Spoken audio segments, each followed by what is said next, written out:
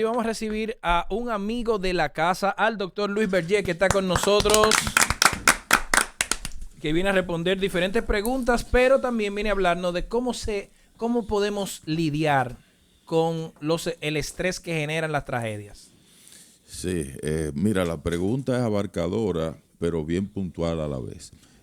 Entendamos por estrés una situación que si es normal para ti porque el tránsito y demás, o las mismas discusiones sobre ciertos temas que pueden surgir acá, eso no va a ser traumático, eso va a ser una oportunidad de desarrollo y de crecimiento. Ahora, ¿qué pasa cuando el estrés está asociado a una pérdida involuntaria, a una tragedia donde intempestivamente la situación surge, colapsando todos tus recursos psicológicos, emocionales para hacerle frente? Ya ahí hablamos de un tipo de estrés diferente al estrés normal. Ya ahí hablamos de un estrés que recibe el nombre de estrés agudo.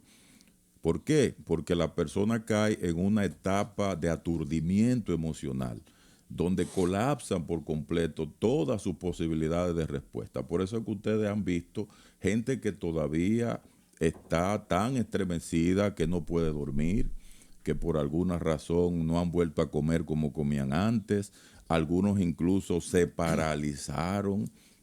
Hay otras personas que ya están teniendo sintomatología de la que llamamos retrospectiva, que van a un sitio y lo primero que miran es un techo. Esos son síntomas ya postraumáticos. Entonces ahí es donde nosotros hablamos de la necesidad de una ayuda especializada, porque una persona no tiene con los recursos habituales la posibilidad de hacerle frente a eso. Usted habló del bloqueo. ¿Qué podemos hacer?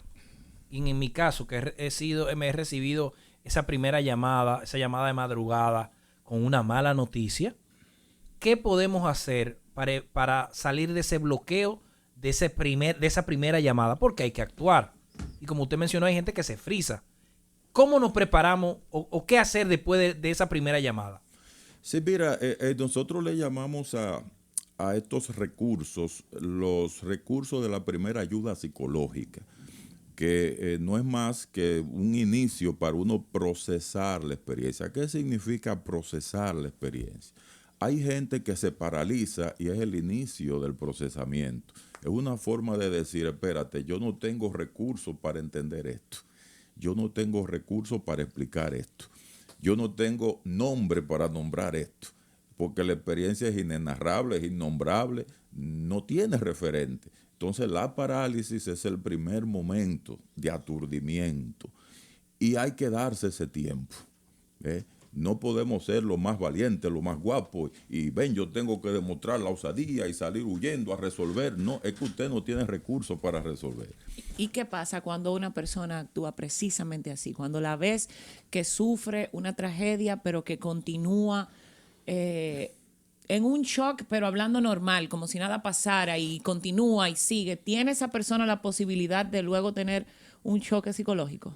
Sí, muchas veces, aunque hay que también diferenciar que hay personas que como ya antes han tenido la oportunidad de enfrentarse a situaciones trágicas, ya han desarrollado ciertas defensas que no tenemos los que no habíamos tenido experiencia de ese tipo.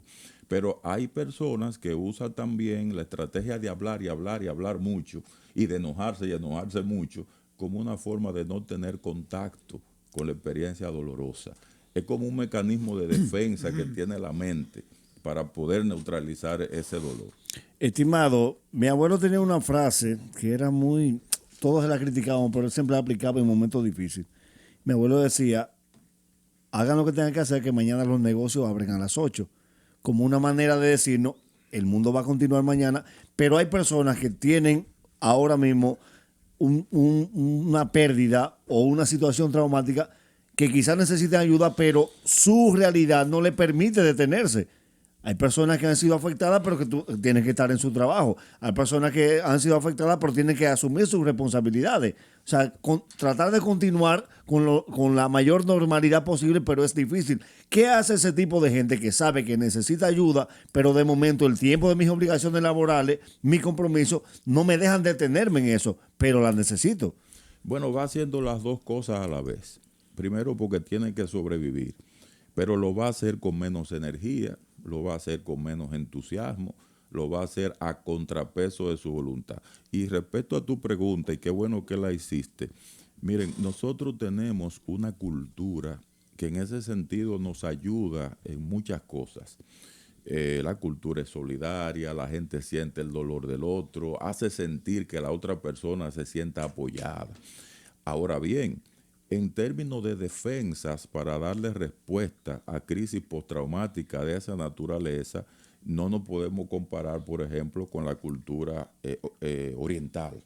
Yeah. Fíjate, por ejemplo, yo una vez presencié una tragedia de que asesinaron a un chino que trabajaba con una china en un restaurante.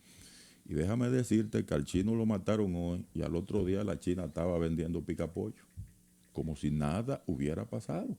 Estaba trabajando como si nada hubiera pasado. Pero cuando tú analizas esa cultura, ellos tienen una frase, una palabra, se llama weihi, para referirse a la crisis. Para ellos crisis significa oportunidad. Para nosotros no. Para nosotros significa sufrimiento, tragedia, dolor. Y esa parte también hay que tomarla en cuenta. No se puede forzar a que la gente haga aquello para lo que no está preparado. Pero tampoco podemos dejar de acompañar a la gente para, con la compañía, decirle, yo puedo ir haciendo lo que te toca a ti en lo que tú lo haces.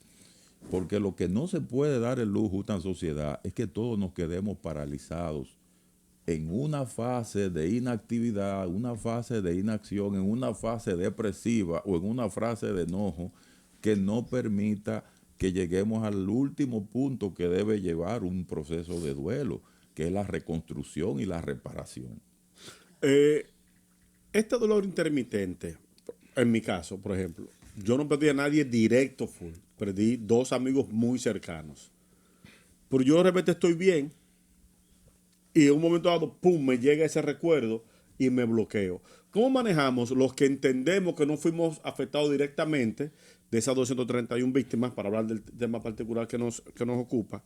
¿Cómo nos manejamos nosotros, los que no tenemos a alguien, un familiar directo, pero que llega un momento que tú entiendes que necesitas ayuda? Sí, mira, hay 3 tipos de víctimas y tú eres una. Todos somos víctimas. Por ejemplo, anoche yo me bloqueé en televisión. Estábamos en un programa en Luna Llena, hicimos un directo a la zona cero y un muchacho habló del que perdió, no, familiares no, pero 5 amigos, empezó a detallar y me llegaron mis amigos y me bloqueé y no pude hacer la entrevista. Suerte que tenía compañeros, pero yo soy una de esos 3 tipos de víctimas. Sí, tú eres una de esas 3 tipos de víctimas. La primera víctima son las víctimas directas, que son los que perecieron, los que quedaron heridos. Ahí entran entonces en un segundo nivel de victimización los familiares que le sobrevivieron, y entran también los socorristas y que estaban en el equipo de salvamento. Esos también son víctimas. Y entonces en ese tercer nivel de victimización entramos nosotros. ¿Por qué? Porque una tragedia nos recuerda lo frágil que es la vida ante la muerte. Y detrás de la mente de cada uno de ustedes está un pensamiento profundo que dice, yo pude haber estado ahí. Sí. Yo pude haber estado ahí. El tiempo que de duelo, ¿en qué afecta o qué puede ser bueno para esa persona al momento de buscar ayuda? O sea, yo estoy en duelo, estoy pasando una situación mala, pero no puedo tomar terapia, no puedo asistir, pero debo hacerlo. ¿Tarda o disminuye la posibilidad de recuperación no hacerlo de una vez? En condiciones normales, un porcentaje importante de la población se recuperará espontáneamente sin ayuda profesional. Ahora, hay entre un 20 a un 30% donde a medida que pasan los días, lejos de ceder los síntomas relacionados con el trauma, falta de sueño, que no se alimentan, pesadillas, obsesiones nocturnas y demás. Cuando esos síntomas, a medida que pasa el tiempo, van aumentando en vez de disminuir, esas no son buenas señales de que el duelo está evolucionando. Hay que buscar ayuda profesional. Lo ideal sería que la recuperación del proceso de duelo sea normal a partir de las redes de apoyos naturales que tenemos. Ahí hablamos del apoyo psicosocial. Por ejemplo, usted tener amigos de confianza y personas cercanas con quien hablar, que usted poder procesar esa experiencia. Es muy importante cuando la gente habla de eso que pasó, cómo pudo haberse evitado y todo, porque eso le ayuda a procesar la experiencia. Doctor, ¿cómo se trabaja la culpabilidad del sobreviviente? Hay muchos que, gracias a Dios, salieron con vida de ese trágico momento y pasan los días y se quedan con eso como que ¿por qué yo y no fulano? ¿Por qué yo y no fulanita? ¿Cómo se trabaja a ese sobreviviente y esa pequeña culpabilidad de que ¿por qué yo? ¿Por qué me elegiste a mí? Sí, mira, ahí hay Jan Amery, que fue el que introdujo ese concepto. Él fue un sobreviviente del holocausto nazi que se sintió culpable porque había un grifito de agua que daba unas gotitas y él, a escondida, él bebía de esa agua porque cuando todos lo supieran, entonces él no iba a beber. Y cuando mataron a todos esos judíos, él después a los 40 años se suicidó y dejó una carta con ese concepto. Yo no podía sobrevivir porque yo me sentía culpable de haber impedido que esas personas pues se sirvieran del agua. Bueno, en el caso nuestro sí, hay una fase emocional del duelo, así se llama, que va acompañado de culpa, va acompañado de enojo y va acompañado de depresión. Esa fase, obviamente, con el apoyo, las conversaciones, los diálogos, yo digo dos cosas fundamentales. Aquí no hay culpa. Aquí hay dos momentos: responsabilidad por el problema, responsabilidad por la solución. Lo único que tenemos nosotros es responsabilidad por la solución, por tratar de ir superando poco a poco este proceso, esta etapa crítica en la que nos encontramos, para luego llegar a una fase de resolución. Cuando pensamos así, la culpa va desapareciendo. ¿Qué tan importante es hablar? Hay personas que dicen que hablar reviven el tema, reviven el dolor. Y otras dicen que, bueno, que es parte del proceso el hablar para sanar. ¿Cuál es la correcta? Hablar por hablar no ayuda para nada. Hablar con objetivos sí. En este caso, si el que está hablando es un doliente, porque quiere desahogarse, porque quiere expresarse, la posición que debe asumir la otra persona es de un buen oyente. Un oyente empático, un oyente que no condene, que no cuestione, que no reprima. Mira, no llores, mira, no haga tal cosa, no te apures, que se lo llevaron para el cielo y que no, eso no es lo que hay que decirle a una persona que le duele por lo que ha pasado. A esa persona se le apoya. Apoyar significa que se sienta acompañado, que no está solo. A veces usted no tiene que decir nada, sencillamente es estar ahí. A esa persona se le orienta. En caso de que usted vea que hay una sintomatología que se está cronificando, entonces se le dice dónde están los servicios gratuitos si no tiene recursos. Yo sé que el Estado ha hecho anuncios importantes en ese sentido y demás.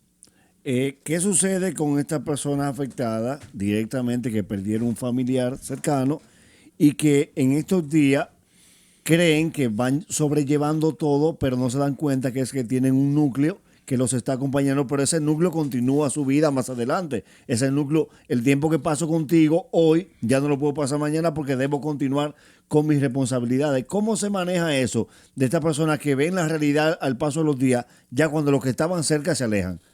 Sí, sin duda alguna. Eso es lo que nosotros llamamos la situación del vacío.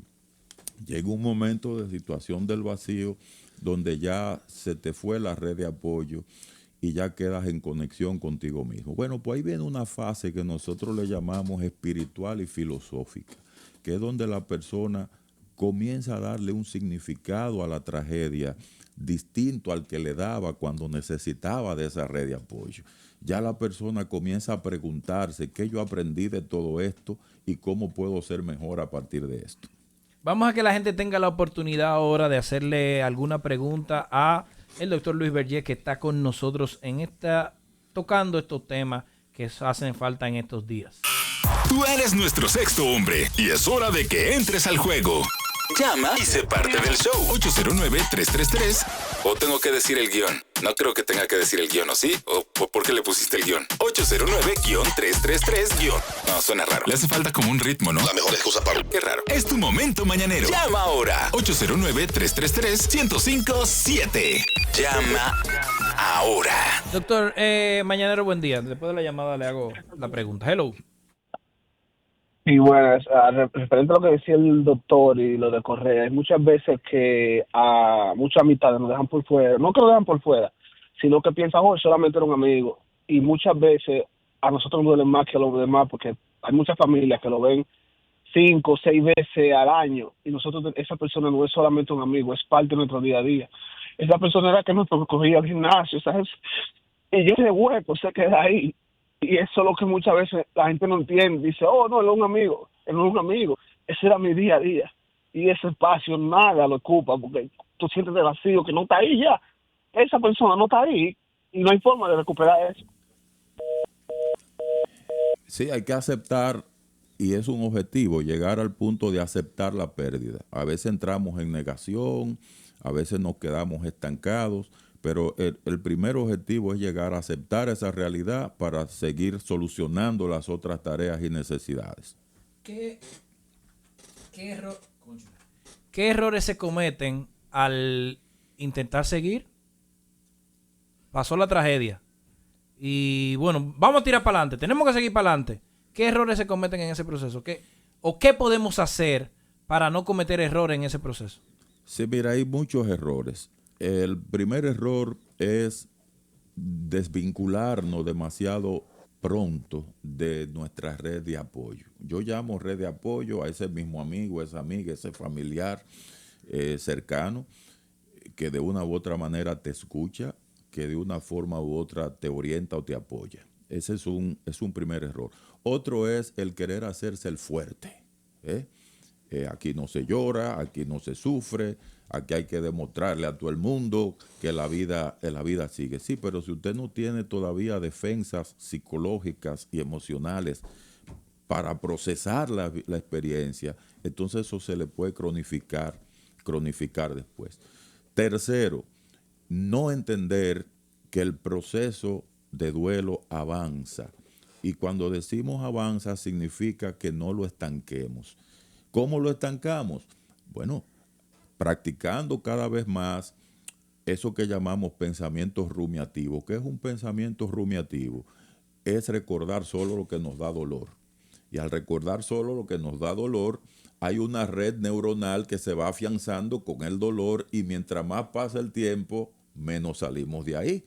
De manera que hay que abrirse también a otras memorias relacionadas con la persona que murió.